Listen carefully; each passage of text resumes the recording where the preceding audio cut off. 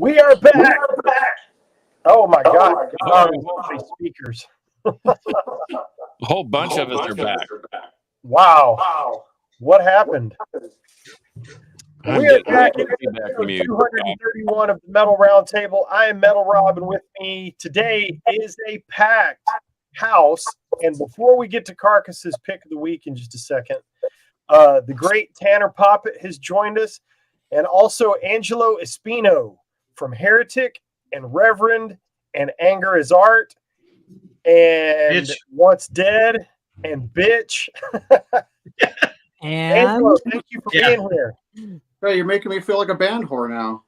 No, you rule, man. But Carcass, I'm gonna dispense with shout outs unless you guys have anything. No, let's I get want into to it. get right into it, but I know we do have Carcass's pick of the week, so Yeah, this will go by very, very quickly. Angelo, just FYI, we do a rock and a metal pick of the week. This is something I think that every collector needs to have in their collection, bar none. So I'm going to start with I'll start with the rock pick of the week because we've already talked about it.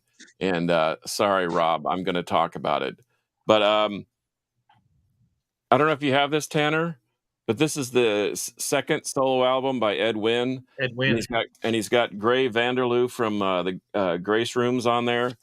Dude, this thing it's like a heavier, more, it's almost like if Joe Satriani were doing psychedelic ambient music. okay, so more psychedelic surfing with the alien. Yeah, a little more. Yes, exactly. And it's a little more atmospheric. And it's called Tumbling Through the Floatyverse. So that gives you kind of an idea. But man, this thing, I thought his first one was great. I thought their last album was great. But this thing takes the cake. Everybody needs to, and you can find it for fairly cheap. Now, metal, let's get down to brass tacks. Agent Steel, The Unstoppable Force. I actually had Mad Locust Rising EP up there also. Let's just throw that out there. But man, everybody needs this. This is like my introduction into speed metal, American, just blistering, thrashing, riffing mayhem. So Agent Steel, Unstoppable Force, you got to own it. It's greatness. Oh, and one more thing. Please go out and buy this record. New Rotting Corpse. This is the new Rotting Corpse. It's actually not new, but the tracks have been remastered. It's their first 3 demos. It's actually a 4th demo. It's one track that never got released. I had the chance to work on this project. I did the cover art for it. It's phenomenal. Not because I did it, but just because I have my moments of, Pink Floyd has their momentary lapses of reason, and I have my momentary lapses of genius. And man, this thing turned out. I even did an ode to our boys from ZZ Top by doing like the gatefold with just a bunch of nonsense, a la the Mexican food table thing. So Space Cadet Jet Distro, Turkey Baster Records. It sounds incredible, and if you don't, it doesn't sound like demos at all. It sounds like a legit album. Vouch for it, Steve, because this thing really it was surprising how good it turned out. I've done some compilations before where we're pulling stuff off a tape, and it's darn near impossible to make it sound that good. So I don't know what the cat in Austin did, but give me a break. That was a Rob Colwell-esque style of job. It really sounds amazing. But and there's going to be more from Rotting Corpse, including their first live show in 30 years. They're playing the Continental Club down in Austin, which has a long metal history in the state of Texas, and it's free. So come one, come all. You don't have to worry about cover charge. If you see me, I'll let you right in because we're going to let everybody in for free. So anyway, that's it. Let's talk about Heretic and Anger is Art and Bitch and all the other stuff. Let's get into it. So I'll be really quick. So I've known Tanner for a few years now, and Tanner and I have worked together on mastering projects. We know him from Madras. We've had him on the show. But what I did not realize, I skipped over y'all's shout outs. Are we good? No. Yeah, we're good. Go. Okay. What I did not realize was that Tanner was a filmmaker. And so he told me that he had a documentary coming out about Heretic. I was stoked.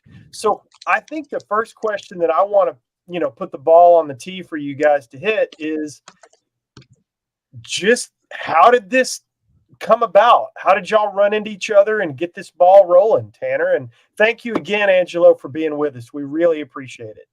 Oh, my pleasure, man. Thanks for the invite. Sure. Yeah. So I would like Angelo to answer this just because he's more articulate in this regard. So he might remember a little bit more than I would. But yeah, go ahead, Angelo. Well, I'm like 30 years older than you, and I have very few brain cells left. So let me see if I get this right. Actually, you know what? I ran into Tanner. Oh God, it must have been.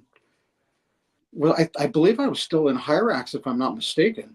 And we just struck up a relationship. I loved him. He was this young metalhead. His band Madras is incredible. I was a huge fan, and I don't know. We just struck up a relationship, and we stayed in touch over the years. And he always comes to Heretic shows. Him and his dad, and I've been to a few Madras shows. So like I said, we just built a relationship over the years. So I guess it was about 2 years ago now. He approached me, letting me know that he was interested in doing a documentary, and he wanted to do it on Heretic. I laughed. I don't know why I laughed, but I knew he was serious, but I didn't think he was really serious about Heretic. There's a million bands out there that he could have done a documentary, and we're all honored that he chose us. So, but yeah, we go back, we go at least 10, 12 years. Yeah, and I think it was 2011 is when the first time I remember you actually sold us tickets at the last Anger's Art Show with opening up for Saxon. For Saxon. So that was the first time I remember meeting you at, and we actually shared a lockout then in like 2010 era. So we actually shared a lockout with Anger's Art and Madras during our demo days. Yeah, exactly. And yeah, so basically, like I'd been a fan of Heretic for so long, and yes, there's a million bands out there, but the guys are just all super nice, very down to earth. There's no egos, there's no bullshit, and they're just a band that deserves way more than I could ever do for them. But I'm glad at least I did something, and it was really an interesting process. I'd always wanted to be a filmmaker. The antithesis of this kind of started on Poppitt's Corner with Shannon Fry and myself. We were kind of having this like offhand conversation, not with the cameras not rolling, of course. And one of us simply said, "Hey, why doesn't Heretic have a documentary?" So that kind of started the whole thinking of like, well, let me see if the guys are interested. And it turns out they were all interested. So we just made it happen. So it was about a 6-month process to do all the interviews and filming, and we learned a lot of things. I learned a lot of things, and I know the guys did as well. And it was very emotional at the premiere that we had, and it was just a great time. So yeah, that's kind of how the whole story of the film in essence. So,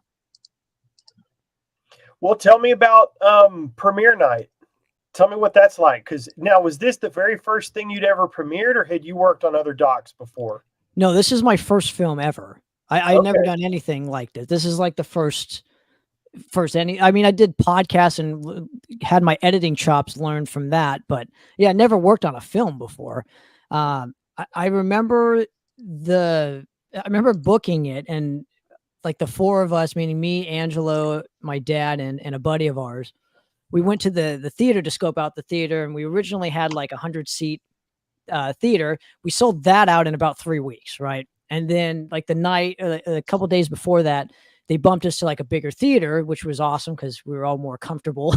We didn't have to sit like side by side. So that was really, really fun. And yeah, like I said, I would like Angelo to speak more on this just because it's his band, and it's I mean, he literally lived it for 40 years. So I kind of would like to get his take on how he was feeling throughout the night. But for me, I wanted them to be the stars, and it like flipped to like me being the star, which I was like, those guys lived it. I was just the guy that was fortunate enough to be their friends and now family at this point, and got to document their history. So anyway, I want Angelo to kind of touch more upon how he was feeling during that whole evening, because it was very emotional for me.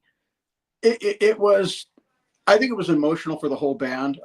Just the turnout of fans. I mean, God, we saw friends that we haven't seen in probably 20 years, 30 years. Cause I mean, the band, the band's meat and potatoes of success was in the early 80s. And, they had a huge following, a huge fan base of people. So to see quite a few of those people come out, 35 years later, and share this experience with us was amazing. I mean, Tanner did a fantastic job putting everything together, making all the contacts, get everything lined up. We just showed up. He put in all the hard work, but it was fun. It was fun. We had family there, we had friends there. It was a great experience. First time that I'd ever seen myself on the silver screen. So that was pretty thrilling. But no, it was a fun night. It kind of reminded me, well, I guess it was a movie premiere. So, red carpet and everything. And, but no, Tanner and his dad did so much to put this thing together. So he deserves 100% of the credit. Well, thank you. Yeah, I think I deserve about 95. I think like you helped me tremendously with the contacts. So without those contacts, maybe I'll give you 8. I'll take 80. You can take 20. But we worked as a team, dude. It was really like a team effort to like make this happen.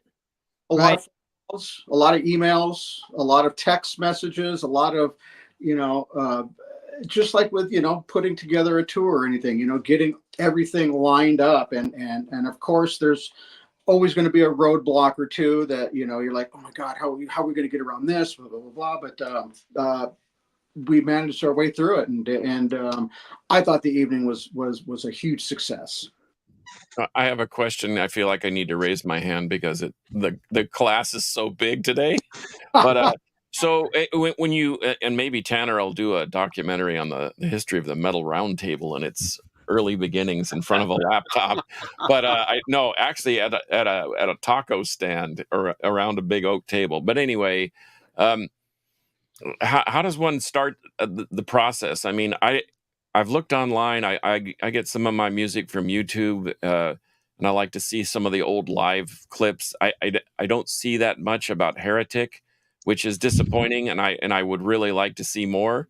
So how would you go about? I mean, how did you go about compiling all this? I mean, do the band members, did they have pictures and so forth? Because in putting together, like I said, this rotting corpse thing, I've done one for Gamicide also, and we had to go back and delve through piles and piles of shoeboxes full of photos and flyers and dig deep for to the fans. Like you said, you don't really realize how many you have until 40 years worth kind of shows up, and so how did you start the process? I mean, what was the premise as far as getting this thing rolling, and were you going to show live footage, interviews, what all the above? I mean, Sure. So how I kind of approached it was, I had one shot to do this, right? So I kind of wanted everything involved, old live footage and photos. And the problem with Heretic in the 80s per se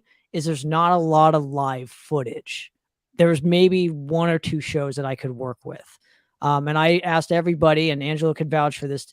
He allowed me to peruse his archives, a lot of photos from the Reverend days and basically his early days with being in a band with Bob Marquez before Heretic. So I had a lot of that stuff to work with. And honestly, man, I just watched a lot of other people's films. Like Bob Nalbandian was a big influence for me, watching his movies, and kind of I wouldn't say copying, but like emulating a little bit on how he would put things together. And the story was already there, dude. The story was literally like the beginning through Breaking Point, the Reverend days in the middle, and then when they get back together again. So the story was, I already had that kind of concept already there. So thankfully, depending on what person I asked, I would ask him certain questions in regards to the eras and the topics, and I would edit as I went. So instead of having 60 hours of footage to edit at the end of it, I was editing as I was going. So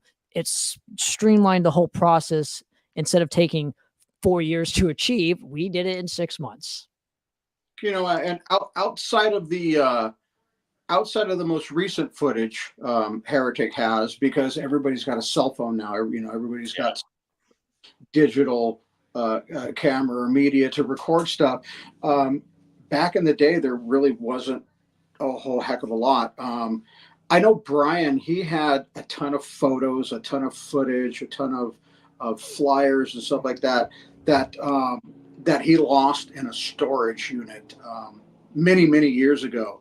Including that was some stage gear. He had a really pitching Reverend leather jacket, airbrush leather jacket. He had a ton of stuff that would have been perfect for this documentary, but just the storage lapsed. Obviously, they came in and sold everything, so that was a bit of a bummer. But I was floored on some of the old footage that Tanner was able to dig up. So good on your research there, bud. Appreciate it, man. Yeah, it was definitely it's a labor of love, and I love all you guys, and I just wanted to make something happen. Somebody said it earlier. There's just not a lot on Heretic, and now there's something. So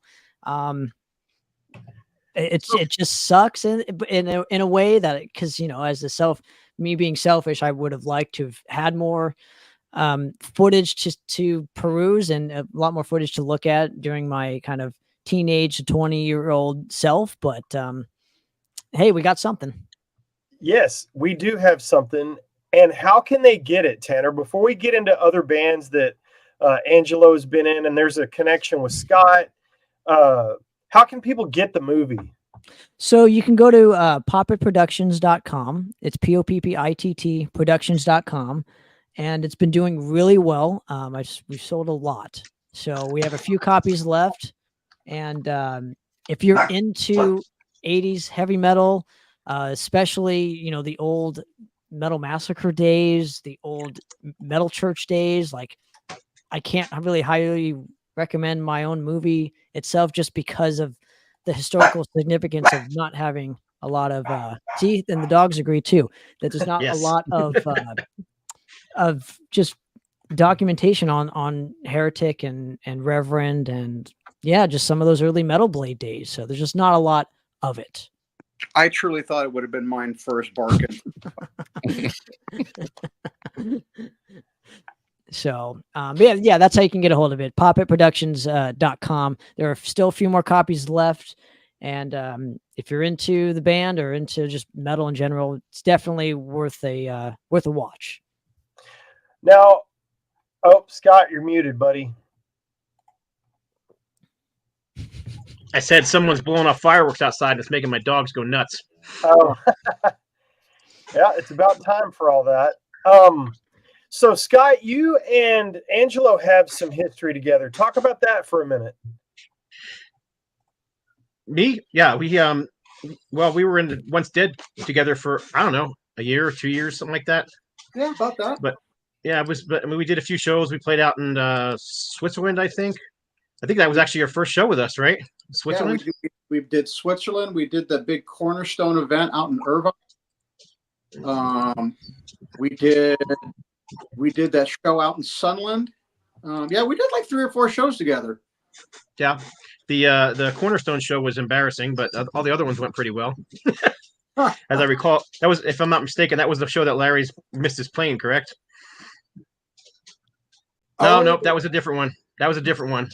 I'm thinking of the one in Illinois. You're talking about the one we did in California. Yeah, that's right. Down in Irvine. But yeah, then Angelo went on to record with Once Dead, and they did a studio album with them. But I had been given the Left Footed Fellowship is what I called it, and kicked out of the band, and so wasn't a huge deal to me. I mean, I was just having a good time playing with those guys. So, but yeah, I mean, after I got kicked out, I called everybody individually and thanked them for hanging out, and have stayed friends with all those guys ever since. So. Well, But you got to do the cool part of being in the band, and that's the live performances. Yeah. We'll just leave it at that, because things got a little messy after that. So I think I kind of was let go at the right time.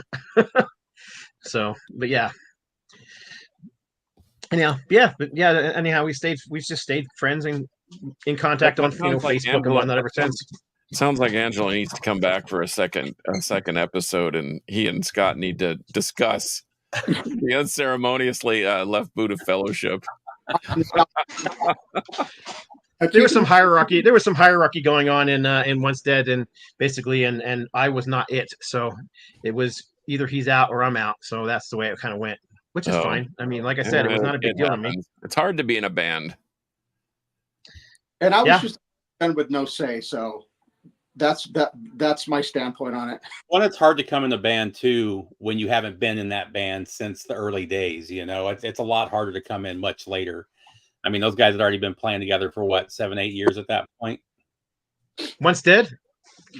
Well, from the previous band.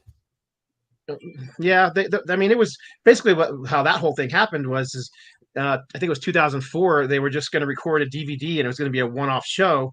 Yeah. And they asked if I was singing for him, and that it happened. And then Doug just had such a good time with that show, he wanted to do more. So we ended up doing, I don't know, 5, 6, 7 shows together, and over 2 years, and we started recording together, and that was the end of it. In the comments. Yes, Larry did it. Yes.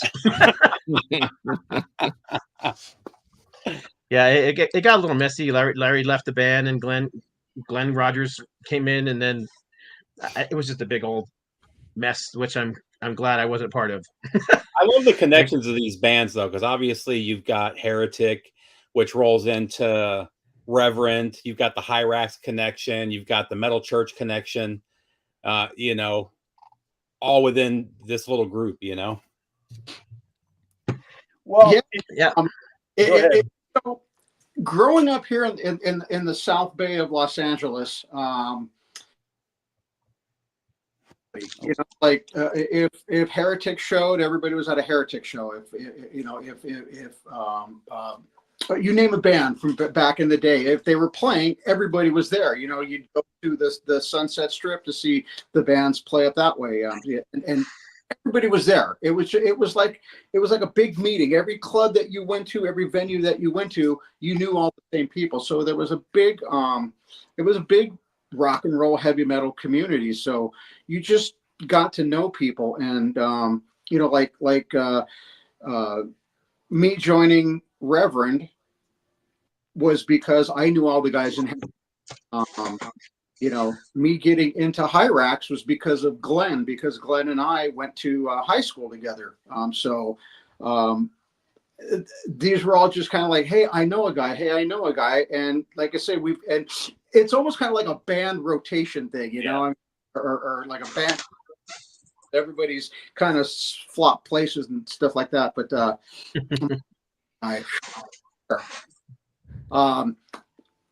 but no, like it was just a really tight knit community of musicians. You know, everybody kind of knew everybody. When I joined Anger is Art, it was because Anger is Art and Heretic had done some shows together, and I had heard through the grapevine that Anger needed a bass player at the time, and I had just left Hyrax, so. And then I got into Bitch because of Anger is Art, because Steve used to play bass for Betsy. She got offered a tour. She didn't have a band, so Anger is Art became her backup band. So it was just like who you knew, and I just happened to be at the right place at the right time for a lot of these different things, situations.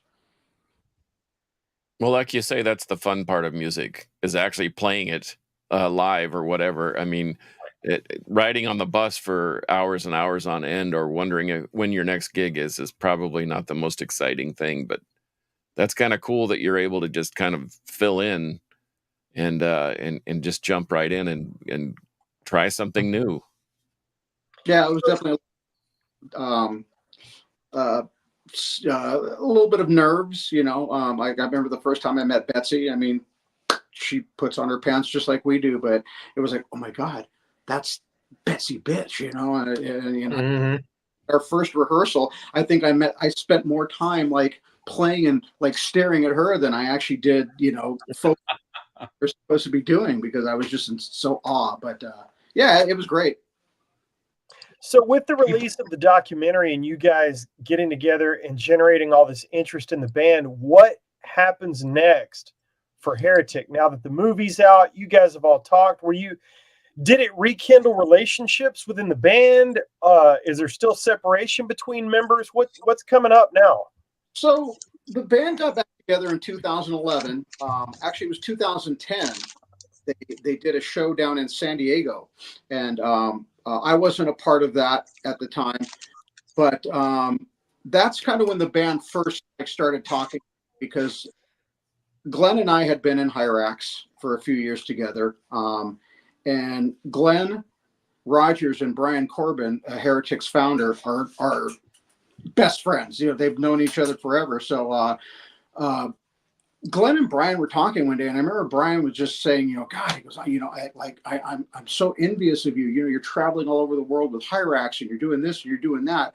I'd really like to get back into the game. And Glenn's like, so let's put Heretic to get back together. So started making phone calls, got a hold of a few people, got a hold of Julian, one of the second original vocalist. Yeah. Got in touch with him, and they had actually had a band, and we did like a small mini tour back in 2011. And I was in Bitch. It was Heretic, and then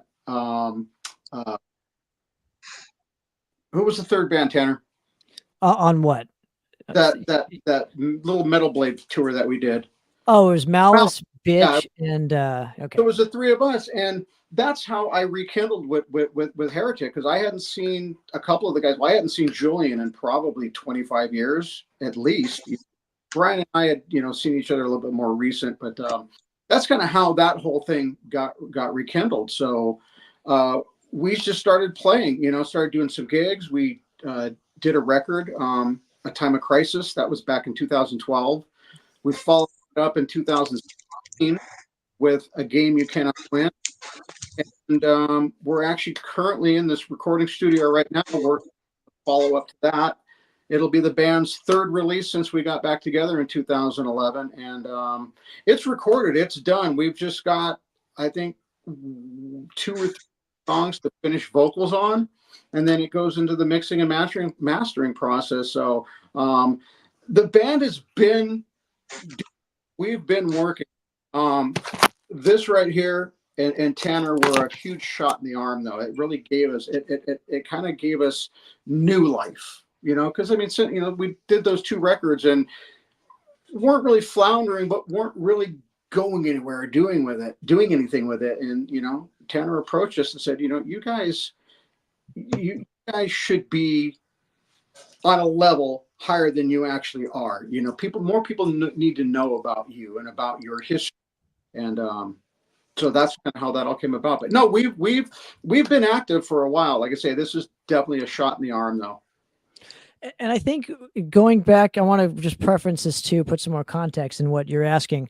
I think it actually did rekindle some relationships with ex-members and current members, because I saw literally old men hugging. It was like a whole ordeal. I think this happened all at the premiere. So when I say it was emotional, I mean, that's what the kind of stuff I'm talking about. So I feel it might have, but again, I want to hear from the band's, representation there. But for me, it did. For me, it looked like it rekindled a lot more of that Heretic is one kind of happy family kind of thing. And I was happy family. we're a happy family. And I was Yeah. surprised with the people that Tanner actually got in touch with to do interviews. I mean, there's a lot of interviews and a lot of footage that didn't make the film.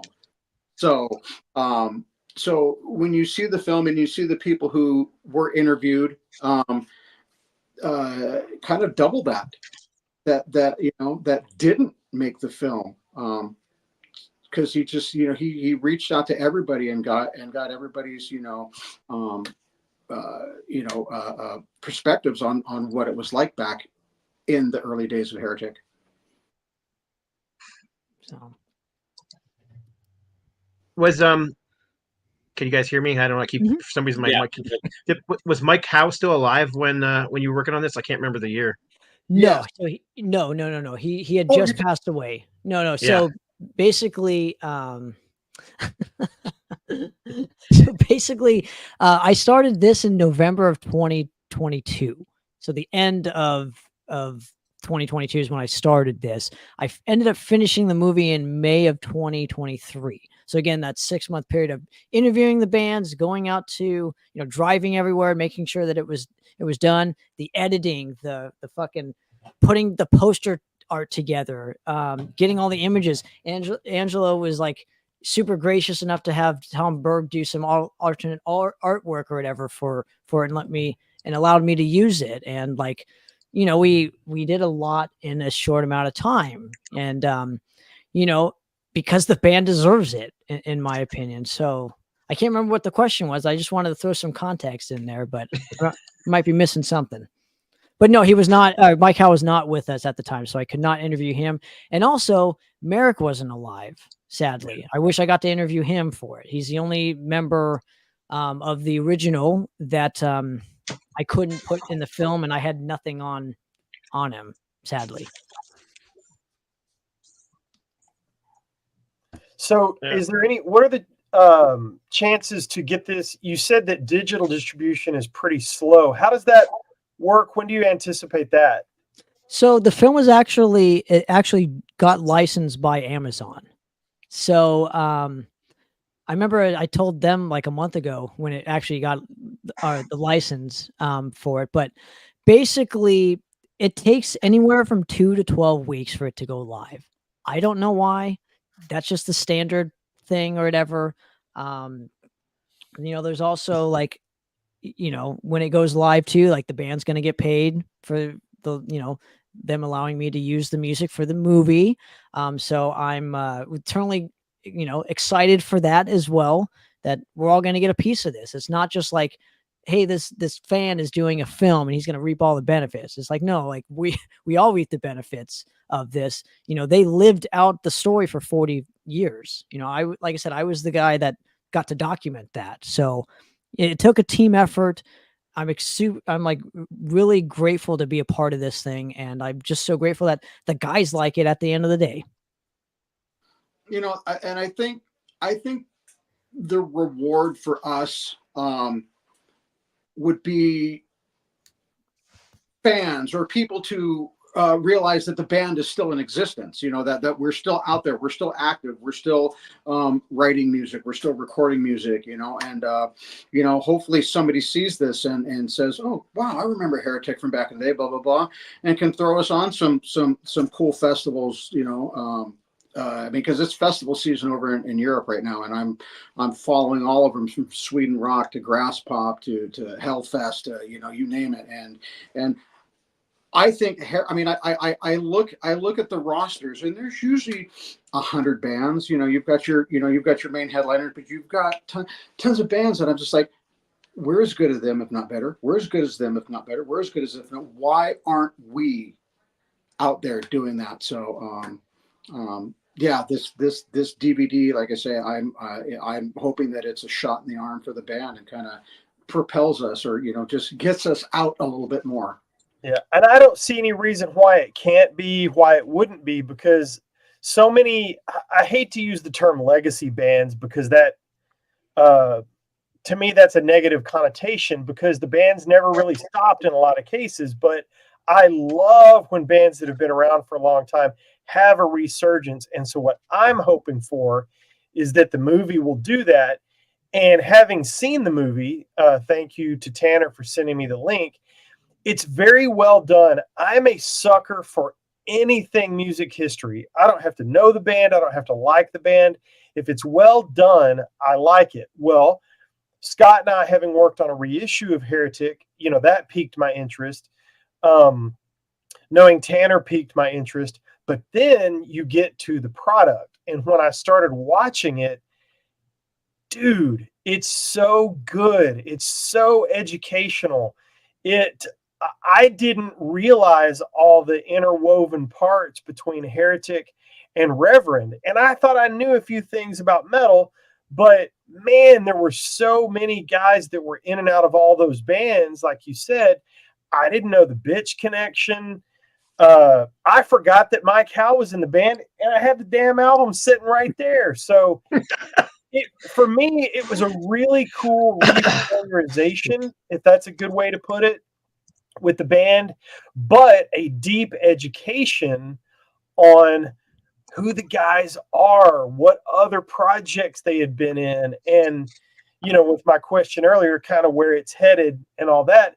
And what I really liked about it too was there was no bullshit, no mudslinging, no hurt feelings with who was in the band or out of the band. Everybody gathered together and did it for the history of the band. And it's good. It gets double thumbs up for me.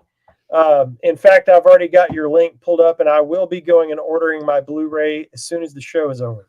Well, already done. I appreciate that, but guys, but that was the bone of contention for me was I didn't want there to be any mudslinging because I didn't want it to take away from the rest of the film. So I'm laser focused on the musical aspect of things, right? Like I'm a music guy. As far as as Angelo and I go, as far as he's known me, I've always been a music fan, right? Like I remember, awing over Angelo because of the Reverend stuff, and he sold me the ticket, and I'm like, oh my gosh, right? So I'm still that fan and still this laser focused on everything music. So when you get the drama and the bullshit, it really kind of overshadows the rest of what the music actually, can do, right? Like the music should be the primary focus. I didn't want any of the mudslinging. I'm sure there's plenty of it. I just didn't include it because it's not, there's no need for it. It's a story about music. If you're into music history, like I said, this would be a film I would love for other people to enjoy, man, just for the history's sake. Yeah. So I actually, this is almost kind of like a backhanded, and it wasn't meant to come out that way. But after the screening, I remember I pulled Tanner aside. I said, "Oh my God, dude, this reminds me of like a real documentary."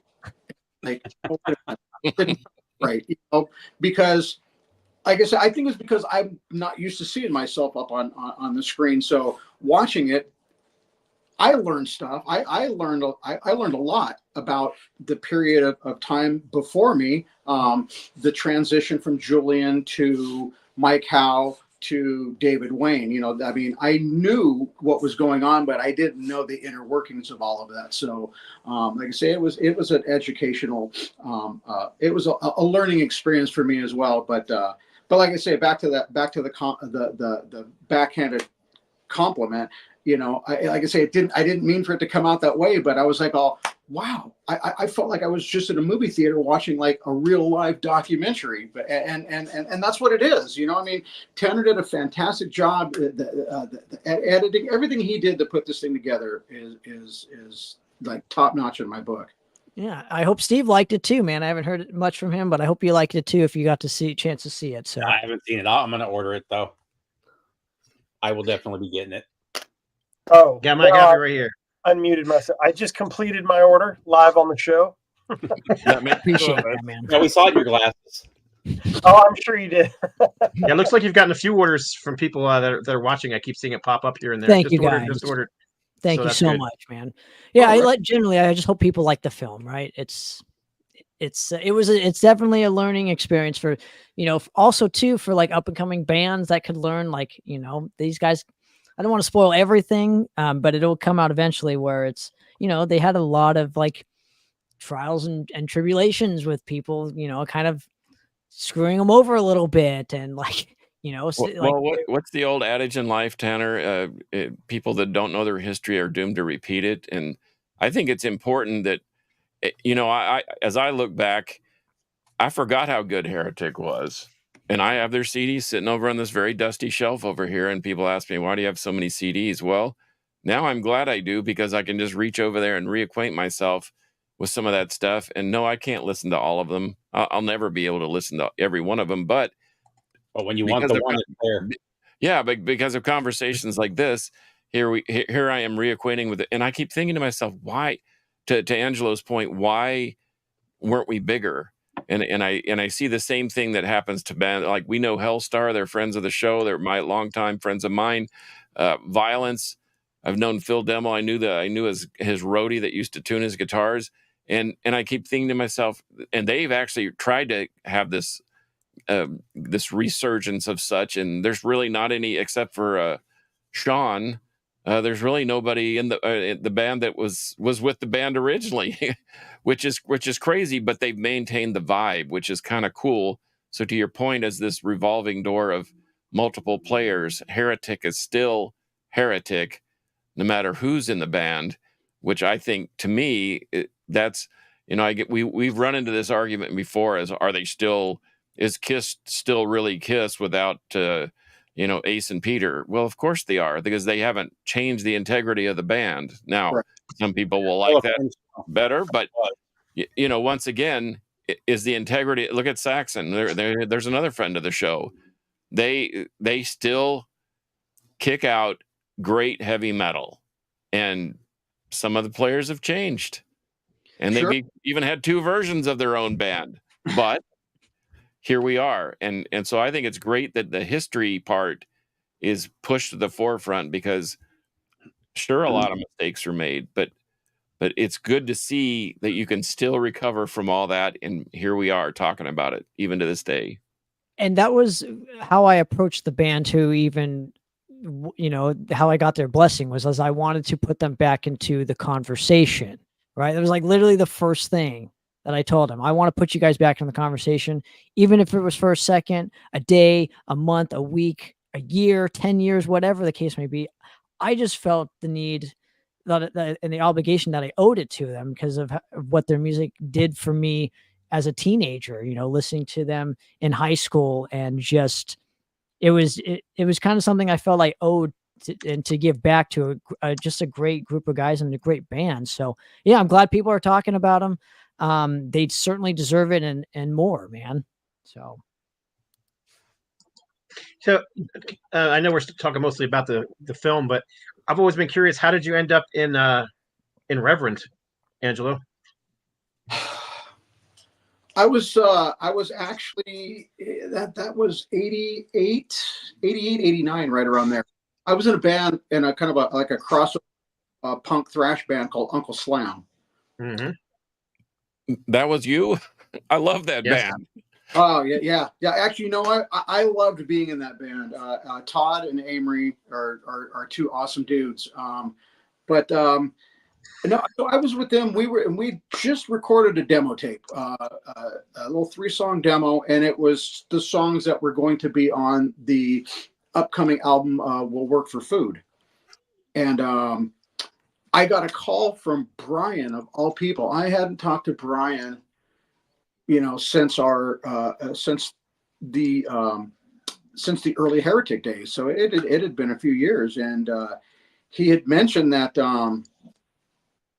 that Dennis and Stu had both left the band, and they were getting ready. They were getting ready to go in the studio to record "Play God." And they had some upcoming shows. Would it be something that I'd be interested in? And I said, I probably said yes before you even finished the question, just because of the history that we have, just because we go back so many years. So I was flattered that, of all the musicians that he could have called, from the South Bay, he thought of me. But that kind of goes back to what I was saying a little bit earlier, because we had this community of people. So, everybody kind of stayed in touch, or, everybody knew what everybody was doing. So, the fact that I was his first phone call was extremely flattering. So that's that's how I got into Reverend. You got that big giant Reverend poster behind you too. Yeah, that's kick ass. That's the album right there. You also played on the live album too, right? If I'm not mistaken, the live EP or whatever it was. Yeah. We did a live EP about a year and a half after we released Play God. We went on tour, came back, did some few things, and we were actually working on new music when the live album came out. In fact, the live album was a product of the band disbanding, because like I say, we were in the studio, we were working on new music, and just had a falling out. Dave Wayne and a couple of us just had different visions, or different points of view. We weren't on the same page. It got ugly. I hate to say that, because before Dave passed away, we did make up. We kumbaya, hugged, high five, whatever you want to call it. But we did mend the bridge that was burnt. But yeah, it got ugly towards the end. So the live album was a product of that, because we owed the record company a record. We weren't going to give them music, so that's kind of how that came about. I have a question. Why is it only 6 songs? That's my question. You know what? That's a good question, because it was a full concert. There was, we played probably 11, 12 songs. I wasn't actually a part of that process, because, like I said, the band was kind of on its way to disbanding, and Dave Wayne was signed to the label and to the management company. So he pretty much handled everything on his own, and didn't really keep us, other than Brian, because Brian is his songwriting partner. But Jason and myself were basically considered hired guns, so we weren't really kept in the loop. So can we assume that there are some lost live Reverend tracks out there somewhere lurking in the ionosphere of music? Just demo tapes. Just demo tapes? Yeah, well, didn't Dave bring the band back together right before he died? He actually brought. Apparently the band never disbanded, because I'd say probably about a year or two after we called it quits, Dave put another band together. I think they recorded a couple other Reverend albums. I know he recorded one under Wayne. That's actually a great album. It's called Metal Church. It's called Metal Church. Yeah. Yeah. So he went on. He went on to continue. It was kind of a sore subject, because Reverend was basically Heretic. When Mike left to join Metal Church and Dave came to play with Heretic, he didn't want to be in Heretic. He didn't want to join a band that that was already whatever. He wanted to start his own band. So basically, that first Reverend EP and album were all music for the next Heretic record. So when Dave left and continued Reverend, it was a bad taste in the mouth, because it was really Heretic that he was continuing on, not Reverend. But nobody would have really known that, because the we're changing our name from this to this didn't really come about in the media or anything like that. It was just Dave Wayne from Metal Church's new band Reverend type of thing. So yeah, the fans knew. Yeah, I knew. Everybody knew. I'm still blown away by the Uncle Slam thing, so I'm going to reach over and pull those off the shelf and dust them off. I think I still actually have them on tape too, but anyway, I digress. But didn't you do something with Suicidal as well, Angelo? Were you like a roadie or? I would probably say my only connection to Suicidal would have been Amory, because he played on the first Suicidal record. And then obviously went on to play drums for Uncle Slam. So that's pretty much the only Suicidal connection.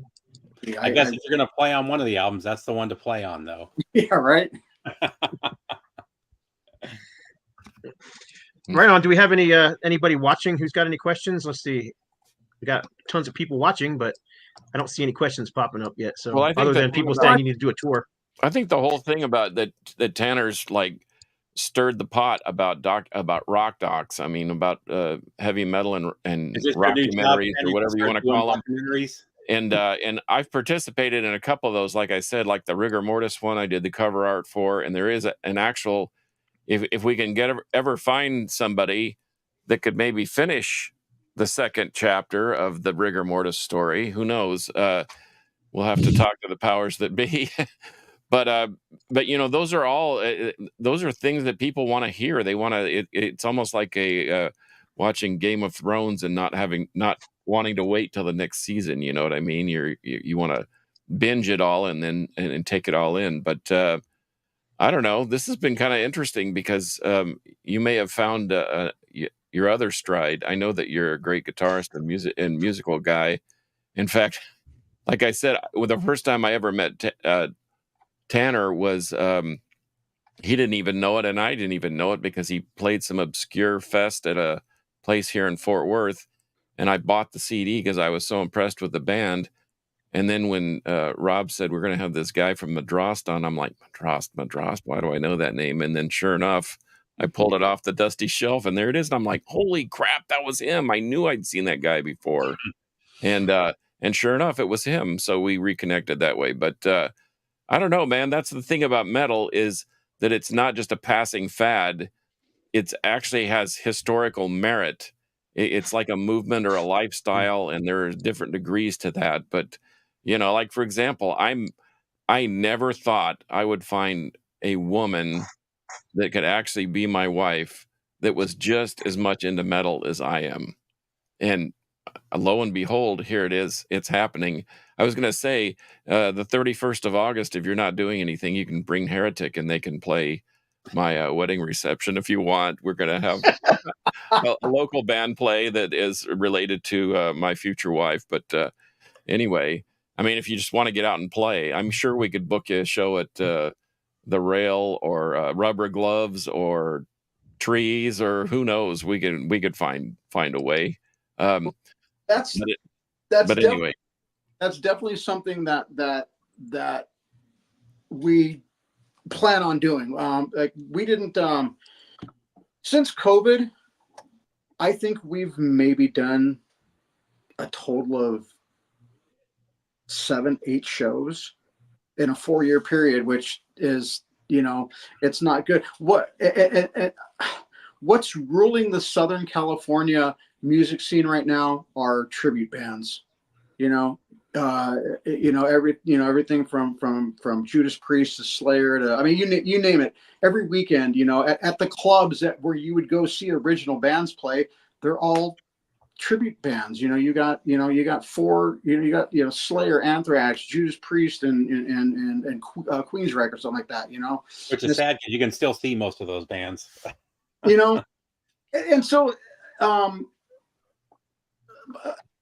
playing, I don't know, playing just got, I don't know, a little, I don't know. I don't want to. It's complicated. That's when you bring that up. But right now, like I say, this year so far is just the focus has been really getting this new record finished. Like I say, it's done. All the music's recorded. We got maybe 2 or 3 songs to finish vocals on. So that's the band's main focus. Once we get it done, and once we get everything in line, we're hoping 2025 will be a pretty busy year for us. And then, if we can carry that in 2026, because I know that most of the European festivals are already booking, if not booked already. They don't do those things, like last minute. So it's probably going to be 2026 before anything big comes our way. But this right here and the record, we're hoping are going to make a big splash. So Steve, Metal Murph from Rotting Corpse and a fellow Rickenbacker player, says, what bass rig are you using these days? Well, I got my baby right here. This is my #1 Rickenbacker. Rebecca, if you really need to know.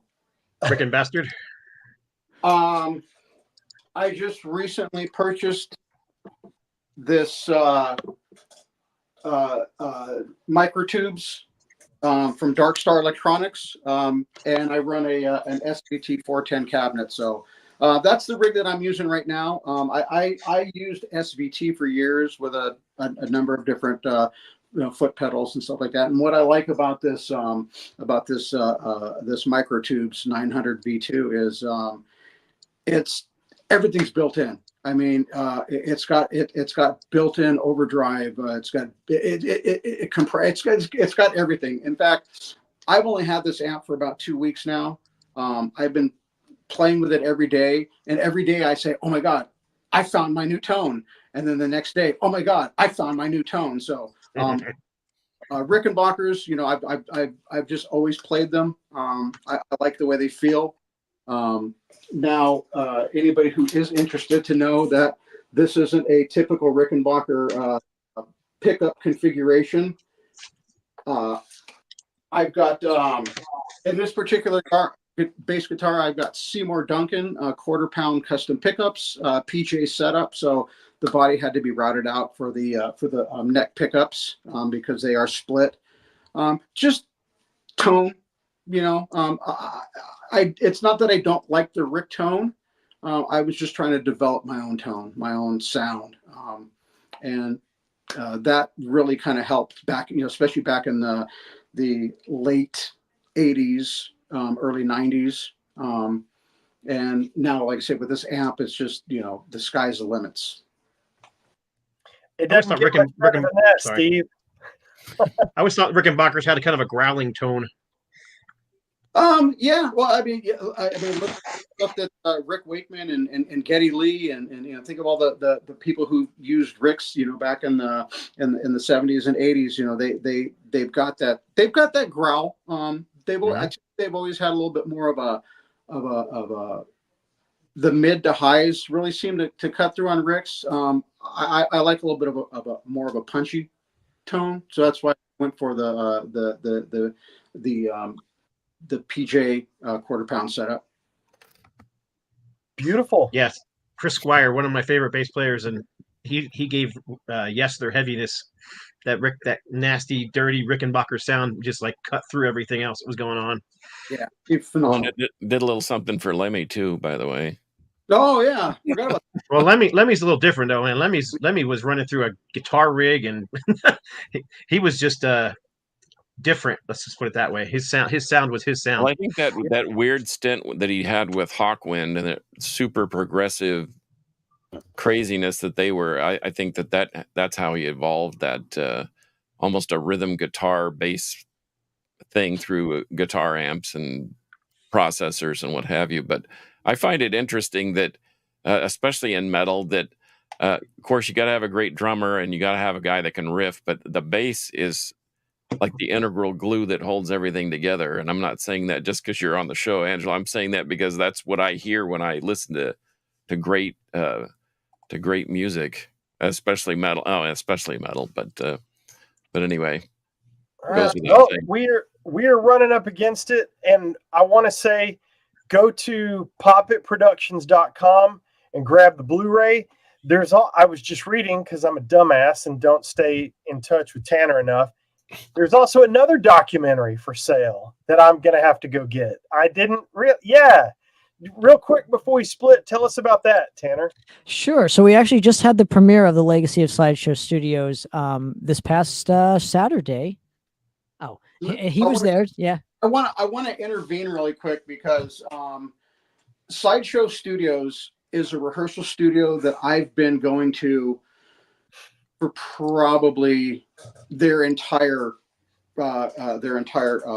inception. You know, I mean, from the time they started up until now. Sherman Jones, the owner of that, is an awesome dude. He wanted to create a place for bands to go because there aren't really a lot of lockout studios, or there really aren't a lot of studios in the South Bay. You got to drive out to North Hollywood, or you got to drive out to Orange County. There's really nothing here in the South Bay, and Sherman saw a need for it. And his rehearsal studio is just an amazing atmosphere with a bunch of great bands that play there, for everything from punk to metal to Latin bands to I mean, there's a couple of hip hop bands that rehearse there as well. So I'm glad that Sherman and Tanner met, and I'm glad that Tanner did this particular documentary, because I think it really focuses on places that bands, like rehearsal studios that bands need to go to refine their craft.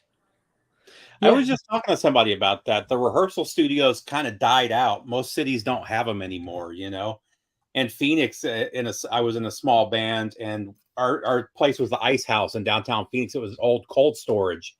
And the guys from Sacred Reich were there, all the big bands in the area, but all the little bands were there too.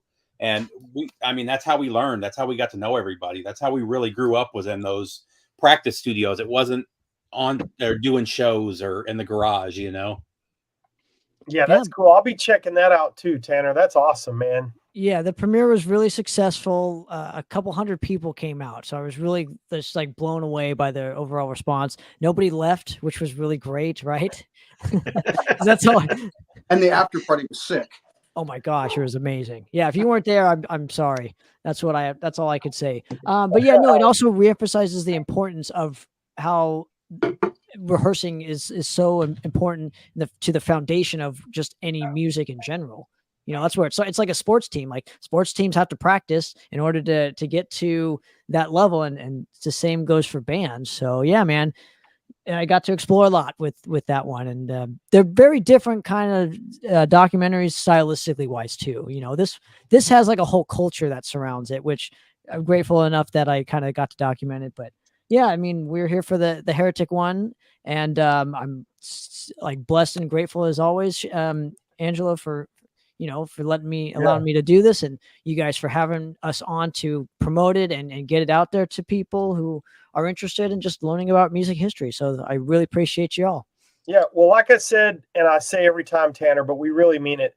The red carpet is rolled out. Anytime you have a Madrost release, a movie, and Angelo, once you've been on the show, we're all friends now. If you want to come in and talk about football, killer. Come on. If you want to talk about albums you're fired up about, come on, man, anytime. Yes. Man after my own heart. Thank you. But Tanner and Angelo, thank you kindly for giving us some of your time. I really appreciate it. I think you picked up a few documentary orders throughout the episode. I know you at least got one from me. Well, I appreciate you guys. Thank you very much for having us. And Yeah. Well, you know how we do it. We throw the metal horns at the end, and we say metal will prevail. So until next time, for episode 231 of the Metal Roundtable, metal will prevail. And this is the professional and then he leaves us hanging, and we look I have stupid. to look around the camera and find the button. Here we go.